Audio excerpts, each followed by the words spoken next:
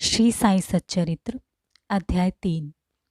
श्री साई बाबा की स्वीकृति, आज्ञा और प्रतिज्ञा, भक्तों को कार्य समर्पण, बाबा की लीलाएं, ज्योति स्तंभ स्वरूप, मातृ प्रेम, रोहिला की कथा, उनके मधुर अमृतोपदेश। श्री साई बाबा की स्वीकृति और वचन देना। जैसा कि गत अध्याय में वर्णन किया जा चुका है, बाबा ने सच्चरित्र लिखने की अनुमति देते हुए कहा कि सच्चरित्र लिखने के लिए मेरी पूर्ण अनुमति है। तुम अपना मन स्थिर कर मेरे वचनों में श्रद्धा रखो और निर्भय होकर कर्तव्य पालन करते रहो। यदि मेरी लीलाएं लिखी गईं तो अविद्या का नाश होगा और ध्यान व भक्तिपूर्ण श्रवण करने से दैहिक बुद्धि नष्ट होकर भक्ति और प्रेम की तीव्र लहर प्रवाहित होगी, और जो इन लीलाओं की अधिक गहराई तक खोज करेगा उसे ज्ञान रूपी अमूल्य रत्न की प्राप्ति हो जाएगी। इन वचनों को सुनकर हेमंत पंत को अति हर्ष हुआ और वे निर्भय हो गए। उन्हें दृढ़ विश्वास हो गया कि अब कार्य अवश्य ही सफल होगा। बाबा ने श्यामा की ओर दृष्टिपात कर कहा, जो प्रेम पूर्वक मेरा नाम स्मरण करेगा मैं उसकी समस्त इच्छाएं पूर्ण कर दूंगा। उसकी भक्ति में उत्तरोत्तर वृद्धि होगी। जो मेरे चरित्र और कृत्यों का श्रद्धापूर्वक गायन करेगा उसकी मैं हर प्रकार से सदैव सहायता करूंगा। जो भक्तगण हृदय और प्राणों से मुझे चाहते हैं उन्हें मेरी कथाएं श्रवण कर स्वभावतः प्रसन्नता होगी। विश्वास रखो कि जो कोई मेरी लीलाओं का कीर्तन करेगा उससे परमानंद और चिर संतोष की उपलब्धि हो जाएगी। यह मेरा वैशिष्ट्य है। जो कोई अनन्य भाव से मेरी शरण आता है, जो श्रद्धापूर्वक मेरा पूजन, निरंतर स्मरण और मेरा ही ध्यान किया करता है, उसको मैं मुक्ति प्रदान कर देता हूँ। जो नित्य प्रति मेरा नाम स्मरण और पूजन कर मेरी कथाओं और लीलाओं का प्रेम पूर्वक मनन करते हैं, मैं ऐसे भक्तों में सांसारिक वासनाएं और अज्ञान रूपी प्रवृत्तियां कैसे ठहर सकती हैं। मैं उन्हें मृत्यु के मुख से बचा लेता हूँ। मेरी कथाएं श्रवण करने से मुक्ति हो जाएगी। अतः मेरी कथाओं को श्रद्धापूर्वक सुनो और मनन करो। सुख और संतोष प्राप्ति का सरल मार्ग ही यही है। इससे श्रोताओं के चित्त को शांति प्राप्त होगी, और जब ध्यान प्रगाढ़ और विश्वास दृढ़ हो जाएगा तब अखंड चैतन्य धन से अभिन्नता प्राप्त हो जाएगी। केवल साईं साईं के उच्चारण मात्र से ही उनके समस्त पाप नष्ट हो जाएंगे। भिन्न भिन्न कार्यों में भक्तों को प्रेरणा। भगवान अपने किसी भक्त को मंदिर, मठ, किसी को नदी के तीर पर घाट बनवाने, किसी को तीर्थ पर्यटन करने और किसी को भगवत कीर्तन करने एवं भिन्न भिन्न कार्य करने की प्रेरणा देते हैं। परंतु उन्होंने मुझे साईं सच्चरित्र लेखन की प्रेरणा दी। मुझे किसी भी विद्या का पूर्ण ज्ञान न होने के कारण मैं इस कार्य के लिए सर्वथा अयोग्य था। अतः मुझे इस दुष्कर कार्य का दुस्साहस क्यों करना चाहिए। श्री साईं महाराज की यथार्थ जीवनी का वर्णन करने की सामर्थ्य किसे है। उनकी कृपा मात्र से ही कार्य संपूर्ण होना संभव है। इसलिए जब मैंने लेखन प्रारंभ किया तो बाबा ने मेरा अहम नष्ट कर दिया और उन्होंने स्वयं अपना चरित्र रचा। अतः इस चरित्र का श्रेय उन्हीं को है, मुझे नहीं। जन्मतः ब्राह्मण होते हुए भी मैं दिव्य चक्षु विहीन था। अतः साईं सच्चरित्र लिखने में सर्वथा अयोग्य था। परंतु श्री हरि कृपा से क्या संभव नहीं है। मुख भी वाचाल हो जाता है और पंगु भी गिरवर चढ़ जाता है। अपनी इच्छानुसार कार्य पूर्ण करने की युक्ति वे ही जाने। हारमोनियम और बंसी को यह आवाज़ कहाँ की ध्वनि कैसे प्रसारित हो रही है, इसका ज्ञान तो वादक को ही है। चंद्रकांत मणि की उत्पत्ति और ज्वार भाटे का रहस्य मणि अथवा उदती नहीं, वरन शशिकलाओं की घटने बढ़ने में ही निहित है। बाबा का चरित्र ज्योतिस्तंभ स्वरूप। समुद्र में अनेक स्थानों पर ज्योतिस्तंभ इसलिए बनाए जाते हैं जिससे नाविक चट्टानों और दुर्घटनाओं से बच जाएं और जहाज को कोई हानि ना पहुंचे। इस भवसागर में भी साईं बाबा का चरित्र ठीक उपयुक्त भांति ही उपयोगी है। वह अमृत से भी अधिक मधुर और सांसारिक पथ को सुगम बनाने वाला है। जब वह कानों के द्वारा हृदय में प्रवेश करता है तब दैहिक बुद्धि नष्ट हो जाती है और हृदय में एकत्रित करने से समस्त कुशंकाएं लोप हो जाती हैं। अहंकार का विनाश हो जाता है तथा बौद्धिक आवरण लुप्त होकर ज्ञान प्रकट हो जाता है। बाबा की विशुद्ध कीर्ति का वर्णन निष्ठापूर्वक श्रवण करने से भक्तों के पाप नष्ट होंगे। अतः यह मोक्ष प्राप्ति का भी सरल साधन है। सतयुग में शम तथा दम, त्रेता में त्याग, द्वापर में पूजन और कलयुग में भक्त भगवत कीर्तन ही मोक्ष का साधन है। अतः अंतिम साधन चारों वर्णों के लोगों को साध्य भी है।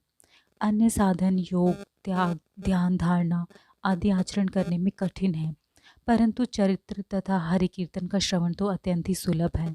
केवल उन पर ध्यान देने की ही आवश्यकता है।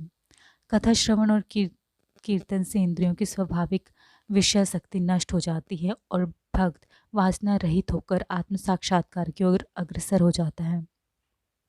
इसी फल को प्रदान करने हेतु उन्होंने सचरित्र की रचना कराई।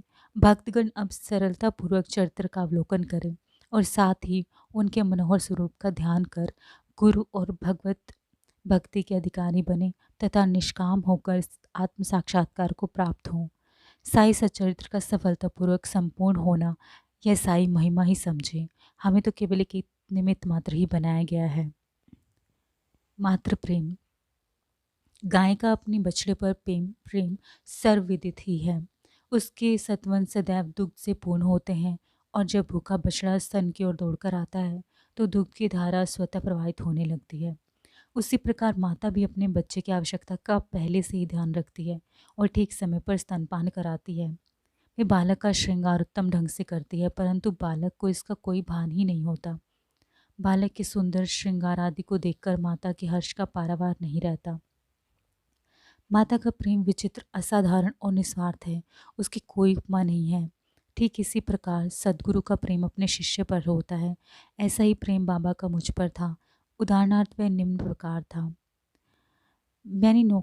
जब मैंने नौकरी से अवकाश ग्रहण किया, जो पेंशन मुझे मिलती थी वह मेरे कुटुंब के निर्वाह के लिए अपर्याप्त थी। उसी वर्ष की गुरु पूर्णिमा के दिवस मैं अन्य भक्तों के साथ शिरडी गया। वहाँ अन्ना चिंचिकर ने स्वतः ही मेरे लिए बाबा से इस प्रकार प्रार्थना की, इन पर कृपा करें। जो पेंशन इन्हें मिलती है वह निर्वाह योग्य नहीं है। कुटुंब में वृद्धि हो रही है, कृपया और नई नौकरी दिला दीजिए ताकि इनकी चिंता दूर हो और ये सुखपूर्वक रहें। बाबा ने उत्तर दिया कि इन्हें नौकरी मिल जाएगी, परंतु अब इन्हें मेरी सेवा में ही आनंद लेना चाहिए। इनकी इच्छाएं सदैव पूर्ण होंगी। इन्हें अपना ध्यान मेरी ओर आकर्षित कर अधार्मिक तथा दुष्ट जनों की संगति से दूर रहना चाहिए। इन्हें सबसे दया और नम्रता का बर्ताव और अंतःकरण से मेरी उपासना करनी चाहिए। यदि ये इस प्रकार आचरण कर सकें तो नित्यानंद के अधिकारी हो जाएंगे। रोहिला की कथा। यह कथा श्री साईं बाबा के समस्त प्राणियों पर समान प्रेम की सूचक है। एक समय रोहिला जाति का एक मनुष्य शिरडी में आया। वह ऊंचा, पूरा, सुदृढ़ एवं सुगठित शरीर का था। बाबा के प्रेम से मुग्ध होकर वह शिरडी में ही रहने लगा। अब आठों पहर अपनी उच्च और कर्कश आवाज़ में कुरान शरीफ के कलमे पढ़ता और अल्लाह अकबर के नारे लगाता। शिरडी के अधिकांश लोग खेतों में दिन भर काम करने के पश्चात जब रात्रि में घर लौटते तो रोहिला की कर्कश पुकारें उनका स्वागत करते थे। इसी कारण उन्हें रात्रि में विश्राम ना मिलता था, जिससे वे अधिक कष्ट और असुविधा का अनुभव करने लगे। कई दिनों तक तो वे मौन रहे, परंतु जब कष्ट असहनीय हो गया तब उन्होंने बाबा के समीप जाकर रोहिला को मनाकर इस उत्पात को रोकने की प्रार्थना की। बाबा ने उन लोगों की इस प्रार्थना का पर ध्यान ना दिया। इसके विपरीत गांव वाला ने आड़े हाथों लेते हुए बोले कि वे अपने कार्य पर ही ध्यान दें और रोहिला की ओर ध्यान न दें। बाबा ने उनसे कहा कि रोहिला की पत्नी बुरे स्वभाव की है और वह रोहिला को तथा मुझे अधिक कष्ट पहुंचाती है, परंतु वह उसके कलमों के समक्ष उपस्थित होने का साहस करने में असमर्थ है और इसी कारण वह शांति और सुख में है। यथार्थ में रोहिला की कोई पत्नी न थी। बाबा का संकेत केवल कुविचारों की ओर था। अन्य विषयों की अपेक्षा बाबा प्रार्थना और ईश आराधना को महत्व देते थे। अतः उन्होंने रोहिला के पक्ष का समर्थन कर ग्रामवासियों को शांतिपूर्वक थोड़े समय तक उत्पात सहन करने का परामर्श दिया। बाबा के मधुर अमृतोपदेश। एक दिन दोपहर की आरती के पश्चात भक्तगण अपने घरों को लौट रहे थे, तब बाबा ने निम्नलिखित अति सुंदर उपदेश दिया। तुम चाहे कहीं भी रहो, जो इच्छा हो सो करो, परंतु यह सदैव स्मरण रखो कि जो कुछ तुम करते हो वह सब मुझे ज्ञात है। मैं ही समस्त प्राणियों का प्रभु और घट घट में व्याप्त हूँ। मेरे ही उदर में समस्त जड़ व चेतन प्राणी समाये हुए हैं। मैं ही समस्त ब्रह्मांड का नियंत्रण करता व संचालक हूँ। मैं ही उत्पत्ति, स्थिति व संहार करता हूँ। मेरी भक्ति करने वालों को कोई हानि नहीं पहुँचा सकता। मेरा ध्यान और उपेक्षा करने वाला माया के पाश में फंस जाता है। समस्त जंतु, चींटियाँ तथा दृश्यमान, परिवर्तनमान और स्थायी विश्व मेरी स्वरूप है। इस सुंदर तथा अमूल्य उपदेश को श्रवण कर मैंने तुरंत यह दृढ़ निश्चय किया कि अब भविष्य में अपने गुरु के अतिरिक्त अन्य किसी मानव की सेवा न करूँगा। तुझे नौकरी मिल जाएगी। बाबा की इन वचनों का विचार मेरे मस्तिष्क में बार बार चक्कर काटने लगा। मुझे विचार आने लगा, क्या सचमुच ऐसा घटित होगा? भविष्य की घटनाओं से स्पष्ट है कि बाबा के वचन सत्य निकले और मुझे अल्पकाल के लिए नौकरी मिल गई। इसके पश्चात मैं स्वतंत्र होकर एक चित्त से जीवन पर्यंत बाबा की सेवा करता रहा। इस अध्याय को समाप्त करने से पूर्व मेरी पाठकों से विनम्र प्रार्थना है कि वे समस्त बाधाएं जैसे आलस्य, निद्रा, मन की चंचलता व इंद्रिय आसक्ति दूर कर और एक चित्त हो अपना ध्यान बाबा की लीलाओं की ओर दें और स्वाभाविक प्रेम निर्माण कर भक्ति रहस्य को जानें तथा अन्य साधनाओं में व्यर्थ श्रीमित न हों। उन्हें केवल एक सुगम उपाय का पालन करना चाहिए और वह है श्री साईं लीलाओं का श्रवण। इससे उनका अज्ञान नष्ट होकर मोक्ष का द्वार खुल जाएगा। इस प्रकार अनेक स्थानों में भ्रमण करते हुए भी लोभी पुरुष अपने गड़े हुए धन के लिए सतत चिंतित रहता है। उसी प्रकार श्री साईं को अपने हृदय में धारण करो। अगले अध्याय में श्री साईं बाबा के शिरडी आगमन का वर्णन होगा। इसी के साथ साईं सच्चरित्र का तीसरा अध्याय समाप्त होता है। ओम साई राम।